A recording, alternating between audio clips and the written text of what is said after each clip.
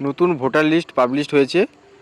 তো সেই নতুন ভোটার লিস্টে আপনার নাম আছে কি না কীভাবে চেক করবেন, তো আপনারা আপনাদের মোবাইলে কিংবা কম্পিউটার ল্যাপটপে একটি ক্রোম ব্রাউজারে বা গুগলে গিয়ে সার্চ করবেন, ইলেকটোরাল রুল বলে সার্চ করবেন। সার্চ করার পরে ফার্স্ট যে ওয়েবসাইটটি দেখতে পাচ্ছ, এই ফার্স্ট ওয়েবসাইটটিতে ক্লিক করবেন।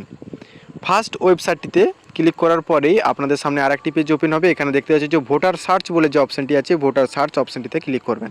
ভোটার সার্চ অপশানটিতে ক্লিক করার পরে আপনাদের সামনে এরকম একটি পেজ ওপেন হবে। এখানে দেখতে পাচ্ছ আপনি কিন্তু 3টে স্টেপে কিন্তু এখানে সার্চ করে দেখতে পারেন। একটি হচ্ছে এপিক নাম্বার দিয়ে, অর্থাৎ আপনার ভোটার কার্ডের নাম্বার দিয়ে। সার্চ বাই ডিটেলস, আপনার ডিটেলস ফিল করে এখানে সার্চ করে দেখতে পারেন, কিংবা মোবাইল নাম্বার দিয়ে। এখানে কিন্তু 3টে স্টেপ দেখিয়েছি। এখানে আমি ফার্স্ট স্টেপ অর্থাৎ ভোটার কার্ডের নাম্বার দিয়ে আমি কিন্তু সার্চ করে দেখাবো যে আমার লিস্টে নাম আছে কি না। তো এখানে ফার্স্টে দেখতে পাচ্ছ যে ভাষা সিলেক্ট করার কথা বলছে। এখান থেকে আমি আমার ভাষাটা সিলেক্ট করে নেব। তারপরে এখানে আমার এপিক নাম্বার অর্থাৎ ভোটার কার্ডের নাম্বারটা বসিয়ে নেব।